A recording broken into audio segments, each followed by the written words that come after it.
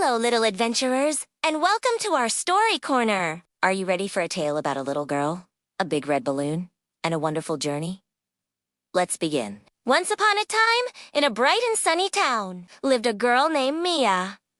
Today was a special day because Mia had the most beautiful, shiny red balloon she had ever seen. It bobbed and danced in the air like a happy little friend. Mia held its string tightly as she skipped through the park, her laughter mixing with the chirping of the birds. "You're my best friend, Mr. Balloon," she giggled, watching it float just above her head. But then, a sudden gust of wind, a playful little whirlwind, swooped by. Whoosh! The string slipped right through Mia's fingers. "Oh no!"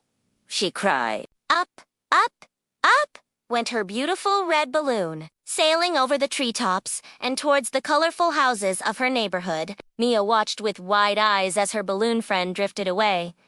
But was she sad? Not for long.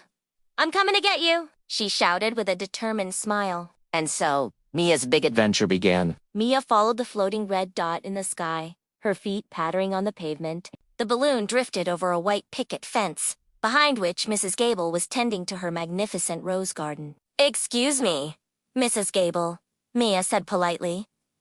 "Have you seen my red balloon?" Mrs. Gable looked up, her kind eyes crinkling at the corners. "Why, yes, little one." "It floated right over my roses. It reminded me of a time when I was a girl and my father bought me a whole bouquet of balloons for my birthday. The joy of seeing them all together was just magical." She pointed a gloved finger.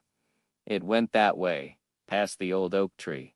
Thank you." Mia called, feeling a little warmer inside. Kindness felt like sunshine. Her journey continued, leading her to the town square where a baker named Mr. Pietro was setting out fresh, warm loaves of bread.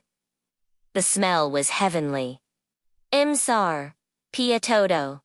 Imsar, Pietodo," Mia panted, a little out of breath.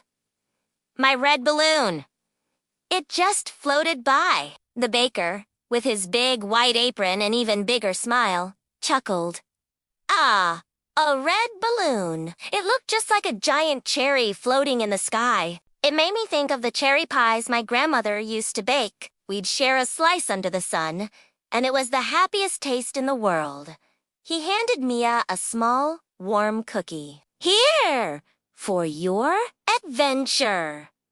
It went towards the library. Mia thanked him, munching on the cookie. Sharon was definitely a happy taste, too. Next, Mia raced towards the library, where she saw a little boy named Leo sitting on the steps with his fluffy golden retriever. Rusty!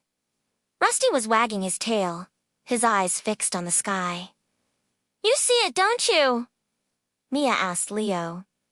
Leo nodded excitedly. Rusty thought it was a giant ball. We tried to chase it. "It was so much fun!" "Do you want to chase it with us?" Mia's heart skipped a beat. A new friend. "Yes," she exclaimed.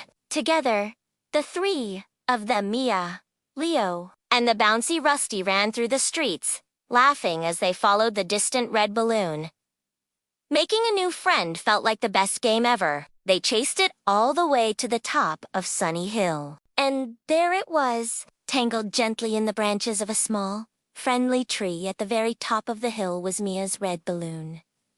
It bobbed softly in the breeze, waiting for her. Leo helped Mia carefully untangle the string. She held it tight, her heart full. But as she looked down from the hill, she saw her whole town.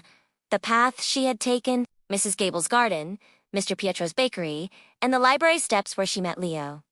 She looked at her new friend and his happy dog. She realized that finding her balloon was wonderful, but the journey to get it meeting kind people, hearing happy stories, and making a new friend, that was the real treasure. The adventure was the best part of all. And so, as the sun began to set, painting the sky in shades of orange and pink, Mia, Leo, and Rusty walked back down the hill, Sharing the red balloon and planning their next adventure. I hope you enjoyed our story today. Remember, Sometimes the best part of reaching for something is the wonderful journey you have along the way. If you liked our story, don't forget to like this video and subscribe to our channel for more adventures. See you next time, little storytellers. Bye bye.